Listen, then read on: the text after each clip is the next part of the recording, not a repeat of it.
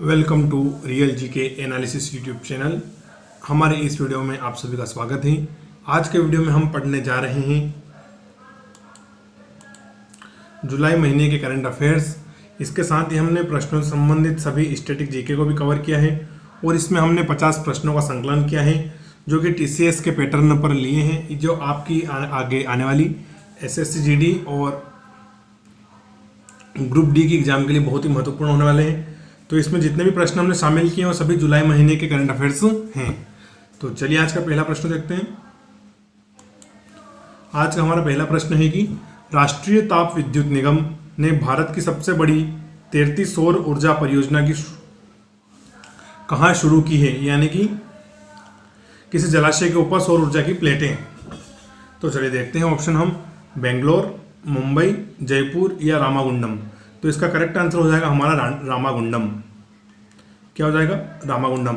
अगर आपने जुलाई मंथ का करंट अफेयर्स पढ़ रखा है तो आप देख भी सकते हैं कि आपके कितने आंसर सही निकलते हैं और कितने गलत निकलते हैं, कितने प्रश्न आपको याद रहे हैं। तो प्रश्न है हमारा कि राष्ट्रीय ताप विद्युत निगम ने भारत की सबसे बड़ी तैरती सौर ऊर्जा परियोजना कहाँ शुरू की है। तो इसका सही करेक्ट आंसर हो जाएगा रामागुंडम। कहाँ पर? रामागुंडम। ये कहाँ पर स्थित है? तेलंगाना में है। चलिए अब देखते हैं हम राष्ट्रीय ताप विद्युत निगम से संबंधित कुछ स्टैटिक्स। तो एनटीपीसी, तो इसका फुल फॉर्म हो जाएगा नेशनल थर्मल पावर कॉर्पोरेशन। क्या हो जाएगा? National thermal power corporation. इसकी स्थापना हुई थी 7 नवंबर 1975 को और मुख्यालय है नई दिल्ली। ये इतना इंपॉर्टेंट नहीं, लेकिन अध्यक्ष बहुत इंपॉर्टेंट होता है क्योंकि अध्यक्ष के बारे में हमेशा परीक्षा में पूछा जाता है। तो अगर आपसे पूछ लिया जाए कि एनटीपीसी के अध्यक्ष कौन है तो हो जाएंगे गुरदीप सिंह। कौन? गुरदीप सिंह। थोड़ा तेलंगाना राज्य के बारे में देखते हैं। तो तेलंगाना की राजधानी हो जाएगी हैदराबाद, मुख्यमंत्री हो जाएंगे चंद्रशेखर राव और वहां की राज्यपाल हो जाएगी तमिलसाई सौंदराजन। चलिए अगला प्रश्न देखते हैं। प्रश्न है हमारा कि अंतर्राष्ट्रीय प्लास्टिक बैग मुक्त दिवस कब मनाया जाता है। कौन सा? अंतर्राष्ट्रीय प्लास्टिक बैग मुक्त दिवस कब मनाया जाता है। तो ऑप्शन देखते हैं 4 जुलाई, 3 जुलाई, 1 जुलाई या 2 जुलाई। तो करेक्ट आंसर हो जाएगा 3 जुलाई। 3 जुलाई को प्रतिवर्ष अंतर्राष्ट्रीय प्लास्टिक बैग मुक्त दिवस मनाया जाता है। कब? 3 जुलाई बिल्कुल करेक्ट आंसर है।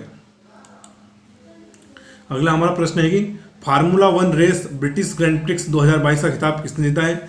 अगेन ये बहुत इंपॉर्टेंट प्रश्न है क्योंकि लगातार ग्रैंड प्रिक्स से प्रश्न पूछे जाते हैं परीक्षाओं में। तो प्रश्न है कि formula 1 race British Grand Prix 2022 का खिताब किसने जीता है। तो ऑप्शन देखते हैं Sergio Perez, Max Verstappen, Carlos Sainz या लुइस हैमिल्टन। तो इसको जीता है कार्लोस सेंज ने। किसने? ब्रिटिश ग्रैंड प्रिक्स 2022 जीती है कार्लोस सेंज ने। और कार्लोस सेंज किस कंपनी के ड्राइवर थे? फरारी कंपनी की। ये भी इंपॉर्टेंट है, हर ड्राइवर की अलग कंपनी होती है। तो कार्लोस सेंज फरारी कंपनी के ड्राइवर हैं और स्पेन देश संबंधित। इनका देश कौन सा है? स्पेन। चलिए अगला प्रश्न देखते हैं। प्रश्न है हमारा कि नारी को नमन योजना किस राज्य ने शुरू की है। अभी हाल ही में योजना शुरू हुई है नारी को नमन योजना। तो ऑप्शन देखते हैं हरियाणा, पंजाब, तेलंगाना या हिमाचल प्रदेश। तो इसका बिल्कुल करेक्ट आंसर हो जाएगा हिमाचल प्रदेश। क्या? हिमाचल प्रदेश ने नारी को नमन योजना शुरू की है। चलिए थोड़ा हिमाचल प्रदेश के बारे में देखते हैं। पहले इस योजना के बारे में देखते हैं। तो इस योजना के माध्यम से हिमाचल प्रदेश में परिवहन करने पर महिलाओं को 50% बस का टिकट देना होगा, यानी कि 50% टिकट महिलाएं देगी और 50% हिमाचल प्रदेश सरकार देगी। तो नारी को नमन योजना शुरू करी है हिमाचल प्रदेश सरकार ने। और हिमाचल प्रदेश की राजधानी क्या है? तो हो जाएगी हमारी शिमला। मुख्यमंत्री हो जाएंगे जयराम ठाकुर। यहाँ के राज्यपाल हैं राजेंद्रन विश्वनाथ। कौन? हिमाचल के राज्यपाल हैं राजेंद्रन विश्वनाथन और यहाँ के मुख्य न्यायाधीश हैं अमजद सईद। कौन है? अमजद सईद। चलिए अगला प्रश्न देखते हैं। अगला स्लाइड है हमारा मिस इंडिया वर्ल्ड 2022 का खिताब किसने जीता। तो ऑप्शन देखते हैं रुबल शेखावत, सीनी सदानंद शेट्टी, शिनाबा चौहान या मनसा वाराणसी। तो करेक्ट आंसर ऑप्शन 2 हो जाएगा बिल्कुल। सीनी सदानंद शेट्टी ने जीता है मिस इंडिया वर्ल्ड 2022 का खिताब। कौन सा खिताब? मिस इंडिया वर्ल्ड 2022 का खिताब जीता है सीनी सदानंद ने। चलिए कुछ और करंट अफेयर्स देखते हैं। तो मिसेज वर्ल्ड 2022 का खिताब जीता है शाइलिन फोर्ड ने। किसने? शाइलिन फोर्ड ने। और मिस यूनिवर्स 2021 का खिताब जीता है हरनाज संधू ने। तो ये भी आपको याद रखना है कि मिस वर्ल्ड 2022 का खिताब शाइलिन फोर्ड और मिस यूनिवर्स 2021 का खिताब हरनाज सिंधु। हरनाज सिंधु कहाँ की है? तो भारत देश की है। कहाँ की? भारत। चलिए आगे बढ़ते हैं। प्रश्न है हमारा ईज ऑफ डूइंग बिजनेस सूचकांक 2022 में कौन सा राज्य शीर्ष स्थान पर रहा है। तो ऑप्शन देखते हैं आंध्र प्रदेश, गुजरात, हरियाणा या कर्नाटक। तो इसका करेक्ट आंसर हो जाएगा आंध्र प्रदेश। कौन सा? Andhra Pradesh ease of doing business सूचकांक 2022 में टॉप पर रहा है। कौन सा राज्य? आंध्र प्रदेश। चलिए थोड़ा देखते हैं इसके बारे में अब। तो ईज ऑफ डूइंग बिजनेस को जारी किसने किया था? इसको किया है प्रमोशन ऑफ इंडस्ट्रीज और इंटरनल ट्रेड डिपार्टमेंट ने। किसने? प्रमोशन ऑफ इंडस्ट्रीज और इंटरनल ट्रेड डिपार्टमेंट ने ईज ऑफ डूइंग बिजनेस सूचकांक 2022 को जारी किया है। तो इसके जारी करता है, ये भी इंपॉर्टेंट है, आपको याद रखना है, परीक्षा में कभी वैसे पूछ लेते हैं कि ये इंडेक्स कौन जारी करता है। और टॉप 3 देख लेते हैं हम। किसी भी इंडेक्स में टॉप 3 राज्य, टॉप 3 देश, टॉप 3 शहर याद रखना बहुत जरूरी है। तो टॉप 10 में प्रथम तो हमारा हो जाएगा आंध्र प्रदेश, फिर हो जाएगा गुजरात और फिर हो जाएगा तेलंगाना। ये इसके टॉप 3 परफॉर्मर हैं। चलिए आगे बढ़ते हैं। प्रश्न है हमारा, अंतर्राष्ट्रीय सहकारिता दिवस 2022 कब मनाया गया है? तो ऑप्शन देखते हैं 3 जुलाई, 2 जुलाई, 4 जुलाई या 1 जुलाई। तो इसका करेक्ट आंसर हो जाएगा 2 जुलाई। 2 जुलाई को अंतर्राष्ट्रीय सहकारिता दिवस मनाया है। कौन सा दिवस? अंतर्राष्ट्रीय सहकारिता दिवस। किसी भी दिवस की थीम बहुत इंपॉर्टेंट होती है, क्योंकि अधिकतर प्रश्नों में थीम भी पूछी जाती है, तो इसलिए हमने थीम भी साथ साथ लिख दी है। तो इसका थीम है बिल्ड अ बेटर वर्ल्ड। क्या है? Build a better world. और इसका थीम है, ये थीम है अंतर्राष्ट्रीय सहकारिता दिवस का। चलिए अगला है प्रश्न हमारा, वित्तीय कार्यवाही बल जिसको हम FATF बोलते हैं कि नए अध्यक्ष कौन बने हैं? किसके? वित्तीय कार्यवाही बल के। तो ऑप्शन देखते हैं संदीप बख्शी, एंटोनियो गुटेरस, राजेश बिंदल या टी राजा कुमार। तो करेक्ट आंसर हो जाएगा टी राजा कुमार, यानी कि ऑप्शन 4 बिल्कुल करेक्ट है। टी राजा कुमार वित्तीय कार्यवाही बल FATF के नए अध्यक्ष बने हैं। चलिए थोड़ा FATF के बारे में देखते हैं। तो ये FATF, तो इसका फुल फॉर्म हो जाता है फाइनेंशियल एक्शन टास्क फोर्स। क्या हो जाता है? Financial action task force, Hindi में बोले तो वित्तीय कार्यवाही बल। इसकी स्थापना हुई थी 1989 में। कब की रही थी? 1989 में। और इसका मुख्यालय है पेरिस, फ्रांस में। कहाँ पर? पेरिस, फ्रांस में। और 39 इसके सदस्य कितने? वो है 39। 39 इसके सदस्य देश हैं। और फाइनेंशियल एक्शन टास्क फोर्स काम करता है, तो यह टेरर फंडिंग, मनी लॉन्ड्रिंग आदि में जो अंधा पैसा होता है, जो ब्लैक मनी, उसको रोकते हैं और उन देशों के ऊपर सैंक्शन भी लगाते हैं और उनको black list, brown list, white list ऐसे लिस्टों में बांटते हैं। चलिए आगे बढ़ते हैं। प्रश्न है, CII गुणवत्ता रत्न पुरस्कार 2021 से किसे सम्मानित किया गया है? कौन सा पुरस्कार है? CII गुणवत्ता रत्न पुरस्कार। तो ऑप्शन देखते हैं अशोक सुता, कुलदीप नैयर, मुकेश गौतम या सत्यपाल मलिक। तो इसका करेक्ट आंसर हो जाएगा अशोक सुता। क्या हो जाएगा? अशोक सुता को CII गुणवत्ता रत्न पुरस्कार से सम्मानित किया गया है। चलिए अगला प्रश्न देखते हैं। प्रश्न है हमारा कि इजराइल के 14वें प्रधानमंत्री कौन बने? ये भी बहुत एक इंपॉर्टेंट करंट अफेयर से जो पूछा जा सकता है। इजराइल के 14वें प्रधानमंत्री कौन बने हैं? तो ऑप्शन देखते हैं अमोर मुटली, बेंजामिन नेतन्याहू, यार लेपिड या नेफ्ताली बेनेट। तो करेक्ट आंसर हो जाएगा यार लेपिड। कौन? यार लेपिड इजराइल के 14वें प्रधानमंत्री बने हैं। और इन्होंने किसका स्थान लिया है? तो इन्होंने लिया है नफ्ताली बेनेट का। किसका? नफ्ताली बेनेट की जगह अब यार लेपिड इजराइल के 14वें प्रधानमंत्री होंगे। चलिए थोड़ा इजराइल देश के बारे में जानते हैं। तो इजराइल, तो इसकी राजधानी हो जाएगी जेरूशलम या यरूशलम, एक ही नाम ही है। कुछ लोग जेरूशलम बोलते हैं तो कुछ लोग यरूशलम बोलते हैं। तो इसकी राजधानी हो जाएगी जेरूशलम। इनकी मुद्रा है इजरायली शेकेल, यानी कि यहाँ की करेंसी हो जाएगी इजरायली शेकेल। यहाँ के राष्ट्रपति इसाक हर्जोग। कौन? ये भी इंपॉर्टेंट है, इसाक हर्जोग। और यहाँ की संसद को बोलते हैं नेसेट। क्या बोलते हैं? नेसेट। चलिए अगला प्रश्न देखते हैं। प्रश्न है हमारा कि अंतर्राष्ट्रीय टेनिस हॉल ऑफ फेम और अंतर्राष्ट्रीय टेनिस संघ ने गोल्डन अचीवमेंट पुरस्कार 2021 से किसे सम्मानित किया है?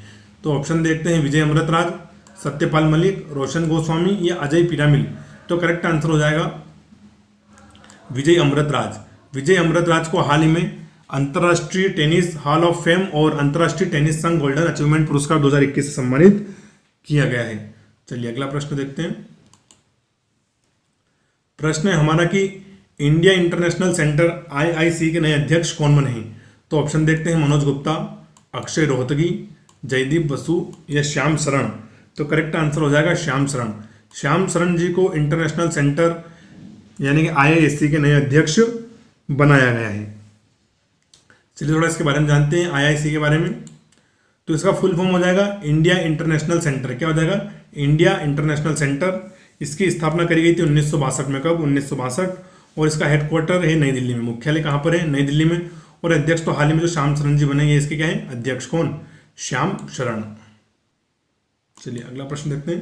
प्रश्न है हमारा, वस्तु एवं सेवा कर जीएसटी बोलते हैं, गुड्स एंड सर्विस टैक्स परिषद की 47वीं बैठक कहाँ आयोजित हुई है? तो ऑप्शन है हमारे श्रीनगर में, बेंगलोर में, चंडीगढ़ या अहमदाबाद। तो करेक्ट आंसर हो जाएगा चंडीगढ़। चंडीगढ़ में वस्तु एवं सेवा कर जीएसटी परिषद की 47वीं बैठक आयोजित हुई थी और इसकी अध्यक्षता किसने करी थी? तो वो करी थी हमारे देश की वित्त मंत्री ने, जो कि निर्मला सीतारमण जी है। कौन है? निर्मला सीतारमण जी। और करेक्ट आंसर है चंडीगढ़। चलिए अगला प्रश्न देखते हैं। नीति आयोग के नए सीईओ बने हैं।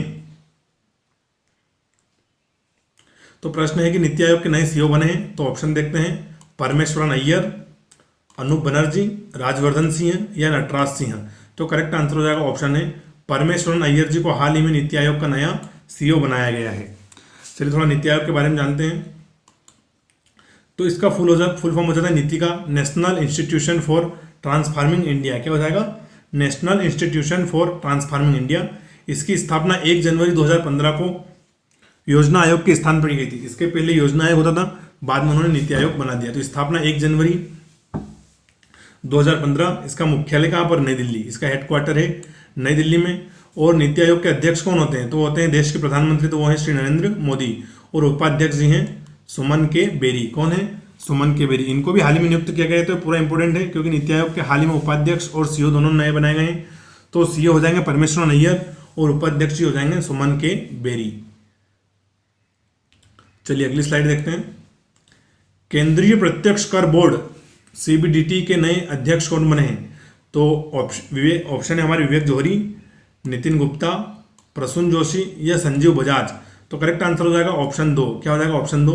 नितिन गुप्ता को हाल ही में केंद्रीय प्रत्यक्ष कर का नया अध्यक्ष बनाया गया है। प्रत्यक्ष कर बोर्ड के नए अध्यक्ष कौन बने? तो बने हैं नितिन गुप्ता। चलिए थोड़ा इसके बारे में जानते हैं।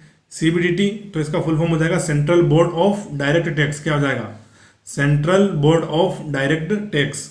इसकी स्थापना करी गई थी 1 जनवरी 1964 को। तो ये आपको याद रखना है आपको कब? 1 जनवरी 1964। मुख्यालय हो जाएगा नई दिल्ली। और अध्यक्ष तो इसके हाल ही में नियुक्त है नितिन गुप्ता, तो वो इसके अध्यक्ष हो जाएंगे। अध्यक्ष बहुत इंपॉर्टेंट होता है और लगातार परीक्षा में पूछे जाते हैं। तो CBDT central board of direct, स्थापना 1 जनवरी 1964, मुख्यालय नई दिल्ली और अध्यक्ष नितिन गुप्ता। अगला प्रश्न है हमारा, इसरो ने PSLV C53 रॉकेट को कहां से सफलतापूर्वक लॉन्च किया है? तो ऑप्शन देखते हैं, भौतिक अनुसंधान प्रयोगशाला अहमदाबाद, नोदन प्रणाली अंतरिक्ष केंद्र बेंगलोर, विक्रम साराभाई अंतरिक्ष केंद्र तिरुवनंतपुरम या सतीश धवन अंतरिक्ष केंद्र श्रीहरिकोटा। तो करेक्ट आंसर है ऑप्शन 4। ऑप्शन 4 बिल्कुल राइट है।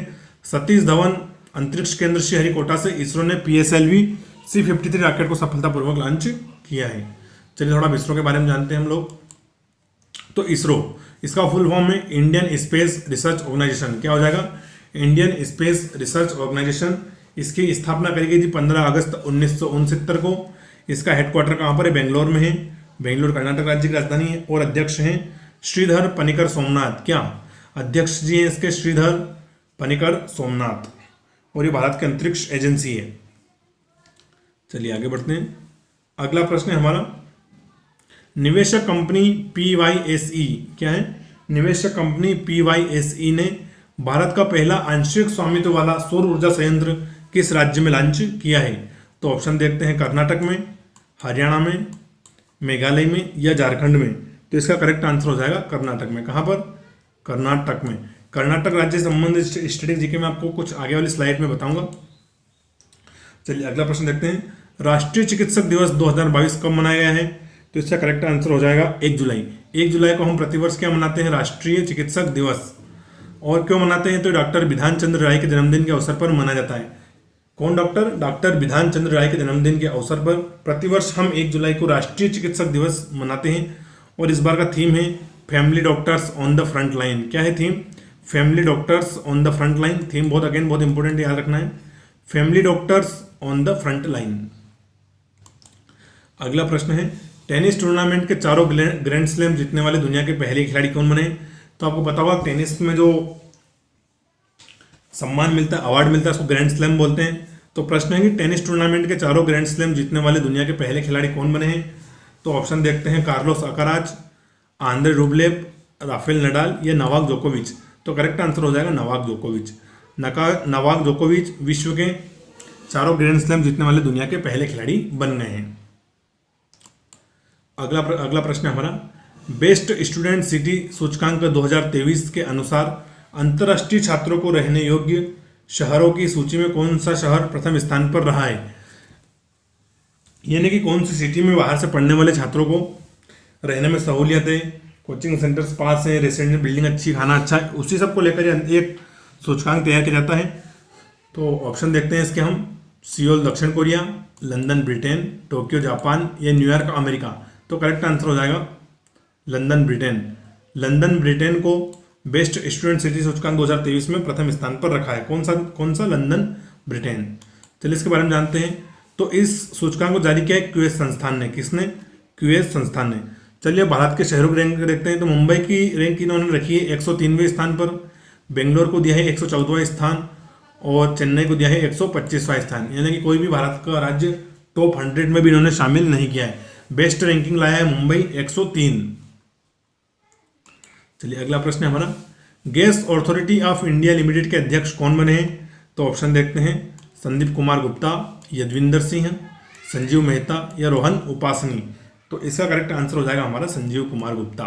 संजीव कुमार गुप्ता जी को हाल ही में गैस अथॉरिटी ऑफ इंडिया से शॉर्ट फॉर्म में गेल बोलते हैं के अध्यक्ष बनाए गए हैं। चलिए थोड़ा गेल के बारे में जानते हैं हम। तो गेल फुल फॉर्म हो जाएगा gas authority of India limited. क्या हो जाएगा? Gas authority of India limited. इसकी स्थापना 1984 में की गई थी। इसका भी हेडक्वार्टर नई दिल्ली में है और अध्यक्ष तो हाल ही में संदीप कुमार गुप्ता जी को बनाया। किसको? संदीप कुमार गुप्ता जी को। दोस्तों जितने भी नए अध्यक्ष वगैरह बनते हैं सब नियुक्ति सेगमेंट में रहते हैं और नियुक्ति संबंधित प्रश्न जरूर परीक्षाओं में पूछे जाते हैं। अगला हमारा प्रश्न है पुरस्कार। अगेन पुरस्कार भी बहुत इंपॉर्टेंट होते हैं और खासकर नोबेल पुरस्कार, सरस्वती सम्मान, साहित्य सम्मान, व्यास सम्मान, अगर ऐसे सम्मान हैं तो आपको जरूर याद रखना चाहिए। जैसे नोबेल पुरस्कार हो जाते हैं, ऑस्कर हो जाते हैं, ये परीक्षाओं में जरूर पूछे जाते हैं। किसी न किसी परीक्षाओं में आते हैं और कई बार तो दोहराए भी जाते हैं। मतलब अगर परीक्षा अलग अलग पारियों में हो रही है, शिफ्टों में हो रही है, तो वही सेम टू सेम प्रश्न अगली शिफ्ट में, दूसरे दिन की शिफ्ट में, तीसरे दिन की शिफ्ट में भी पूछ लिए जाते हैं। तो आपको जरूर याद रखना है। तो प्रश्न हमारा, किस भारतीय साहित्यकार को प्रतिष्ठित 31वें सरस्वती सम्मान 2021 से सम्मानित किया गया है। तो ऑप्शन देखते हैं, राहुल भारद्वाज, मोहन कौशल, रामदरस मिश्रा या नारायण प्रधान। तो करेक्ट आंसर हो जाएगा रामदरस मिश्रा। रामदरस मिश्रा जी को 31वें सरस्वती सम्मान से सम्मानित किया गया है और इनकी कृति कौन सी थी? मैं तो हूँ यहाँ कविता के लिए इनको कौन सा सम्मान दिया गया है? तो सरस्वती सम्मान। इन्होंने जो रचना करी थी उसका नाम रखा है मैं तो यहाँ हूँ कविता। और जो हमारा सरस्वती सम्मान है ये इसको देता है के बिरला फाउंडेशन। कौन देता है? के बिरला फाउंडेशन द्वारा सरस्वती सम्मान दिया जाता है। तो अगेन रिपीट कर दूं, 31वें सरस्वती सम्मान के विजेता रहे हैं रामदरस मिश्रा जी और उनकी कृति थी मैं तो यहाँ हूँ कविता। चलिए अगला देखते हैं, अंतर्राष्ट्रीय शूद्रग्रह दिवस 2022 कब मनाया गया है। क्या है प्रश्न हमारा कि अंतर्राष्ट्रीय शूद्रग्रह दिवस 2022 कब मनाया गया है। तो ऑप्शन देखते हैं, 28 जून, 25 जून, 29 जून या 30 जून। तो 30 जून बिल्कुल करेक्ट आंसर हो जाएगा इनका ऑप्शन 4। 30 जून को अंतर्राष्ट्रीय शूद्रग्रह दिवस मनाया गया है और इस बार का थीम रखा गया है स्मॉल इज ब्यूटीफुल, यानी कि छोटा अति सुंदर, स्मॉल इज ब्यूटीफुल। तो ये थीम भी आपको याद रखना है। अगला प्रश्न है, महाराष्ट्र के उस्मानाबाद शहर का नाम बदलकर क्या हो गया है। तो नाम बदलने की राजनीति देश में चलती रहती है, तो उसी का प्रश्न है कि महाराष्ट्र के उस्मानाबाद शहर का नाम बदलकर क्या हो गया है। तो ऑप्शन देखते हैं, गौतम नगर, धाराशिव, संभाजी नगर या माखन नगर। तो करेक्ट आंसर हो जाएगा इसका धाराशिव। क्या हाल ही में महाराष्ट्र के उस्मानाबाद शहर का नाम बदलकर क्या रख दिया इन्होंने? धाराशिव। क्या रख दिया है? धाराशिव। चलिए कुछ और नाम देखते हैं जो भी हाल ही में बदले गए। तो पहला है तुर्की। तुर्की देश है जिसकी राजधानी अंकारा है, तो इसका हो जाएगा तुर्की है। क्या हो जाएगा? तुर्की है। केवड़िया रेलवे स्टेशन जो कि गुजरात में है, इसका नया नाम रख दिया है एकता नगर रेलवे स्टेशन। और बाबई गांव जो कि मध्य प्रदेश में था, इसका नया नाम रख दिया है माखन नगर। और माखन नगर क्यों रखा है? क्योंकि ये प्रसिद्ध कवि माखनलाल चतुर्वेदी जी की जन्मभूमि थी।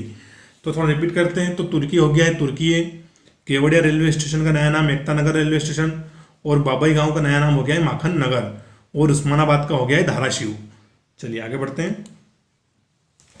अगला इंपॉर्टेंट प्रश्न है हमारा कि भारत की पहली कोविड-19 वैक्सीन को आपातकालीन उपयोग के लिए मंजूरी दी गई है, इस वैक्सीन का नाम क्या है। तो ऑप्शन देखते हैं, जिमकोवैक, कोवोवैक्स, जैकोव या इनमें से कोई नहीं। तो करेक्ट आंसर हो जाएगा जेम कोवैक। क्या हो जाएगा? जेम कोविड 19 को कोविड-19 वैक्सीन के लिए आपातकालीन मंजूरी दी गई है और ये भारत में निर्मित वैक्सीन है। चलिए थोड़ा इसके बारे में जानते हैं हम जेम कोवैक के बारे में। तो जेम कोवैक इस वैक्सीन को पुणे स्थित जेनोवा फार्मास्यूटिकल ने विकसित किया है। किसने? जेनोवा फार्मास्यूटिकल ने विकसित किया है। और इस वैक्सीन को 18 साल से अधिक उम्र के लोगों को लगाया जा सकता है तथा इसके आपातकालीन उपयोग की मंजूरी दी है औषधि महानियंत्रक, जिसको DGCI बोलते हैं, drug controller general of India, औषधि महानियंत्रक ने इसकी परमिशन दी है। दोस्तों हमने भारत के सभी राज्य राजधानी और उनके मुख्यमंत्री राज्यपाल के ऊपर नवीनतम अपडेट का वीडियो बनाया है, इसे भी आप डिस्क्रिप्शन में जाकर देख सकते हैं। जुलाई 2022 तक के हमने कवर किए हैं। साथ ही एक वायरस चल रहा है मंकी पॉक्स वायरस, तो उसके बारे में हमने एक जागरूकता के लिए वीडियो बनाया है जिसमें लक्षण, बचाव और रोकथाम सभी चीज़ों को सम्मिलित किया है। तो ये दोनों वीडियो बहुत इंपॉर्टेंट हैं, आप इन्हें भी देख सकते हैं और इनका लिंक मैं डिस्क्रिप्शन में दे दूंगा। एक तो है राजधानी, मुख्यमंत्री, राज्यपाल और दूसरा है मंकी पॉक्स वायरस। चलिए अगला प्रश्न देखते हैं। किस स्पेस एजेंसी ने चंद्रमा के चक्कर लगाने के लिए कैपस्टोन नामक अंतरिक्ष यान लॉन्च किया है? तो ऑप्शन देखते हैं, नासा ने, इसरो ने, जाक्सा ने या रोसकोसमोस ने। तो करेक्ट आंसर हो जाएगा नासा ने। किसने? नासा ने हाल ही में चंद्रमा के चक्कर लगाने के लिए कैपस्टोन नामक अंतरिक्ष यान लॉन्च किया है। चलिए कुछ अन्य ऑप्शन देखते हैं। तो इसरो भारत की स्पेस एजेंसी है, जाक्सा हो जाएगी जापान की और रोसकोसमोस हो जाएगी रशिया की। थोड़ा नासा के बारे में भी हम जान लेते हैं। तो नासा, जिसका फुल फॉर्म है national aeronautics and space administration, इसकी स्थापना 29 जुलाई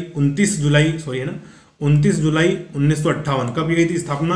29 जुलाई 1958 को। और इसका मुख्यालय है वॉशिंगटन में। कहाँ पर? Washington DC, District of Columbia बोलते हैं जिसको। और अध्यक्ष है बिल नेल्सन। नासा के अध्यक्ष कौन है? तो वो है बिल नेल्सन। और इसका एक आदर्श वाक्य है, मोटो भी है, तो वो है for the benefit to all. क्या है? For the benefit to all. चलिए अगला प्रश्न देखते हैं हम।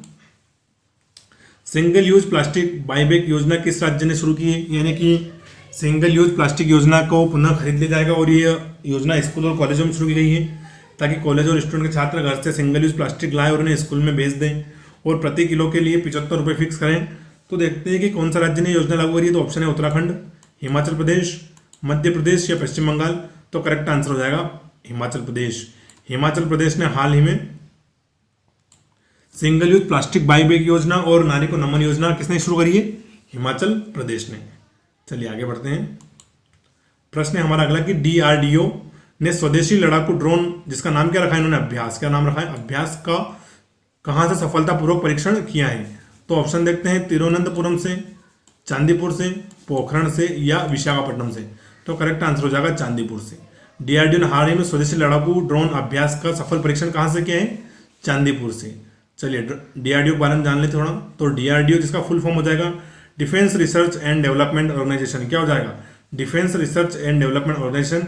इसकी स्थापना भी 1958 में की गई थी और 1958 में हमने हाल ही में देखा भी, मतलब पिछली स्लाइड में, कि नासा की स्थापना भी 1958 और DRDO की स्थापना भी 1958। तो दोनों के एक साथ याद रख सकते हैं।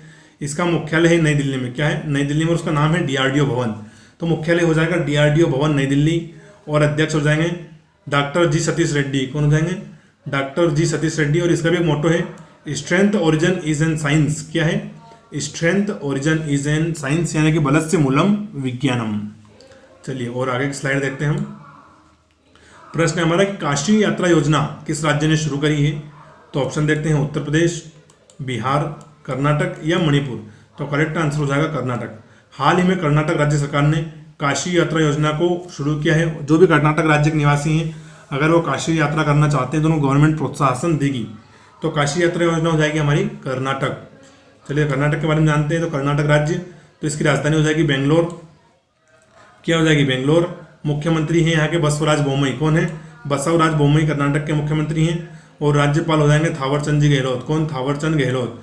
और यहाँ के मुख्य न्यायाधीश हैं ऋतुराज अवस्थी। कौन है? ऋतुराज अवस्थी। चलिए अगली स्लाइड पर बढ़ते हैं। नवी मुंबई एयरपोर्ट का नाम बदलकर नया नाम क्या हो गया है? अगेन नाम चेंज वाला प्रश्न आ गया है। प्रश्न है कि नवी मुंबई एयरपोर्ट का नाम बदलकर नया नाम क्या हो गया है? तो ऑप्शन देखते हैं, DB पाटिल एयरपोर्ट, चौधरी चरण सिंह एयरपोर्ट, श्री वेंकटेश्वर एयरपोर्ट या उधम सिंह एयरपोर्ट। तो करेक्ट आंसर हो जाएगा DB पाटिल एयरपोर्ट। क्या हो जाएगा? DB पाटिल एयरपोर्ट, इसका नया नाम हो गया नवी मुंबई एयरपोर्ट का। और ये कहाँ पर है? महाराष्ट्र में। चलिए अगला प्रश्न देखते हैं। प्रश्न है, वर्ष 2022 में भारत का सबसे बड़ा डाई अमोनियम फास्फेट, जिसको हम क्या बोलते हैं, शॉर्ट फॉर्म में हम बोलते हैं DAP। क्या बोलते हैं? DAP। डाई अमोनियम फास्फेट खाद आपूर्तिकर्ता देश कौन सा बना है? तो ऑप्शन देखते हैं, अमेरिका, रूस, ब्रिटेन या ऑस्ट्रेलिया। तो करेक्ट आंसर हो जाएगा रूस। रूस ने 2022 में हमें सर्वाधिक डाई अमोनियम फास्फेट डीएपी खाद की आपूर्ति करी है। और रूस कौन सा महाद्वीप में है? तो रूस एशिया और यूरोप दोनों महाद्वीप में फैला हुआ है। रूस की राजधानी मॉस्को है और करेंसी है रूबल। और यहाँ के जो भी राष्ट्रपति हैं वो है व्लादिमीर पुतिन। कौन है? पुतिन साहब यहाँ के राष्ट्रपति हैं।